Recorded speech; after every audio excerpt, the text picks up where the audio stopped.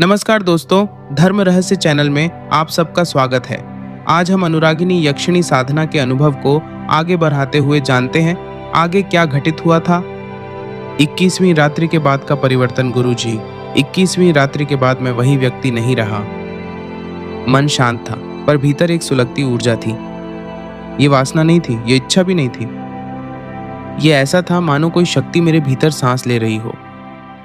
और उसी दिन अनुरागिणी ने कहा, अब मैं तुम्हें वैसे नहीं मिलूंगी जैसे पहले मिलती थी। 22वीं रात्रि, पहली चेतावनी। उस रात वह आई नहीं। न स्वर, न स्पर्श, न दर्शन, केवल एक स्वप्न। मैंने देखा मैं किसी स्त्री के पीछे चल रहा हूं। वह बार बार मुड़कर देखती, पर चेहरा नहीं दिखाती। अचानक वह बोली, अगर तुमने मुझे केवल पाने की चाह रखी तो मैं तुम्हें छोड़ दूंगी। मैं नींद से जाग उठा, हृदय तेज धड़क रहा था। सच कहूं गुरुजी, उस दिन मेरे मन में गर्व आ गया। मैंने सोचा, इतनी शक्तिशाली यक्षिणी मुझे चाहती है तो मैं विशेष हूं, और यही विचार मेरी सबसे बड़ी भूल था। उस रात वह आई, पर इस बार वह केवल प्रकाश नहीं थी, वह पूर्ण नारी आकृति में थी। वस्त्र मानो धुएं से बने हों। उसकी उपस्थिति से पूरा कक्ष सुगंध से भर गया। उसने कहा, आज मैं तुम्हारे सामने हूं, अब निर्णय तुम्हारा है। वह मेरे सामने बैठी, बहुत पास, इतनी पास कि मेरी श्वास उसकी उपस्थिति से लड़खड़ा गई। उसने हाथ बढ़ाया पर स्पर्श नहीं किया और बोली, अगर तुमने आज मुझे वस्तु समझा तो सब समाप्त। मेरे भीतर युद्ध चल रहा था। गुरुजी, यह कहना सरल है, संयम रखो, पर उस क्षण जब सौंदर्य स्वयं तुम्हारे सामने सांस ले रहा हो तो साधक नहीं, मनुष्य परखा जाता है। मेरे शरीर में कंपन था, पर मैंने मंत्र नहीं छोड़ा। अचानक उसका रूप बदल गया। आंखें गहरी काली, होंठ स्थिर, स्वर कठोर। उसने कहा, अगर तुम आज मुझे छोड़ सकते हो तभी मैं सदा तुम्हारे साथ रहूंगी। यह विरोधाभास समझना कठिन था। मैंने आंखें बंद की, हृदय में कहा, अगर यह साधना मेरे संयम से बड़ी है तो मैं इसे त्यागता हूं। उस क्षण मेरे मुख से मंत्र रुक गया। दीपक की लौ तेज हो गई। एक लंबा मौन, फिर उसकी आवाज, इस बार बहुत कोमल, अब तुम मेरे हो। मैंने आंखें खोली। वह मुस्कुरा रही थी। उसने कहा, जो मुझे छोड़ सकता है वही मुझे पा सकता है। उसके बाद जो परिवर्तन आए, लोग मेरी बात सुनने लगे। आकर्षण सहज हो गया। स्त्रियां सम्मान और खिंचाव दोनों दिखाने लगीं। ध्यान में गहरी स्थिरता, काम ऊर्जा रचनात्मक हो गई। और सबसे महत्वपूर्ण, अब मैं अकेला नहीं था, पर बंधा भी नहीं था। उसने जाते समय कहा, मैं सदा तुम्हारे साथ रहूंगी, पर मुझे दिखावा मत बनाना। और तभी उसने एक चेतावनी दी, अंतिम परीक्षा अब भी बाकी है। गुरुजी, इसके बाद कई रात्रियां शांति से बीती। वह आती रही, कभी ध्यान में, कभी केवल उपस्थिति के भाव में, पर अब उसके स्वर में एक अजीब गंभीरता थी। एक रात्रि उसने कहा, अब वह समय है जहां तुम्हें मुझे नहीं, अपने आप को चुनना होगा। मैं समझ गया, अंतिम परीक्षा निकट है। वह रात्रि अमावस्या की थी। कक्ष वैसा ही, पर वातावरण पहले से कहीं भारी। दीपक जल रहा था, पर लौ स्थिर नहीं थी।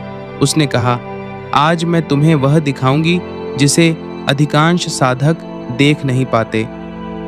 अचानक कमरा गायब हो गया। मैं स्वयं को एक सुनसान स्थान में पाया। चारों ओर अपरिचित आकृतियां, कुछ मानवीय, कुछ नहीं।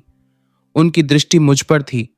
और तभी अनुरागिणी का स्वर, यह तुम्हारे मन के दबे हुए भय हैं। एक आकृति मेरे सामने आई। उसका स्वर कठोर, अगर तुम यहां भय में टूटे तो साधना समाप्त। मेरे भीतर डर की लहर दौड़ी, पर मैंने एक बात स्पष्ट देखी, ये सब मुझे तोड़ने नहीं, मुझे परखने आए थे। उस क्षण मैंने मंत्र नहीं जपा, मैंने केवल श्वास को देखा, मन को स्थिर किया और भीतर कहा, जो होगा स्वीकार है। सभी आकृतियां धुएं में बदल गईं और वह आई, पहले से अधिक शांत, पहले से अधिक सुंदर। पर इस बार उसकी आंखों में मालिकाना भाव नहीं था, सहचर का भाव था। उसने कहा, अब तुम मुझसे कुछ नहीं चाहते। मैंने सिर झुका दिया। उसने मेरे मस्तक को स्पर्श किया। कोई बिजली नहीं, कोई उन्माद नहीं, केवल एक गहरी शांति। उसने कहा, यही सिद्धि है। गुरुजी, आज महीनों बाद मैं यह पत्र लिख रहा हूँ। मेरे जीवन में आकर्षण स्वाभाविक है। लोग विश्वास करते हैं, स्त्रियां सहज सम्मान देती हैं, संबंधों में स्पष्टता है, ध्यान गहरा और स्थिर है, और सबसे महत्वपूर्ण, मैं अब किसी इच्छा का गुलाम नहीं, मैं उसे दिशा देता हूँ। क्या अनुरागिनी सदा साथ रहती है? नहीं, वह हर समय नहीं दिखती, पर उसका प्रभाव हर निर्णय में है। वह स्वर नहीं, संवेदनशीलता बन गई है। गुरुजी, मैं यह अनुभव किसी को ललचाने के लिए नहीं लिख रहा। यह साधना मनोरंजन नहीं, केवल कामना नहीं, खेल नहीं, यह आत्म परिवर्तन है। जो केवल वासना से आएगा वह टूटेगा, जो सम्मान और संयम से आएगा वह बदलेगा। ये साधना मैंने धर्म रहस्य ऑनलाइन बुक स्टोर से विधिवत खरीदी थी, बिना किसी शॉर्टकट, बिना किसी दिखावे। इस अनुभव को धर्म रहस्य चैनल पर प्रकाशित किया जाए, पर नाम स्थान पूर्णतः गोपनीय रखें। यदि यह कथा किसी एक साधक को भी संयम और विवेक सिखा दे तो यह लेखन सफल है। जो छोड़ सकता है वही पा सकता है।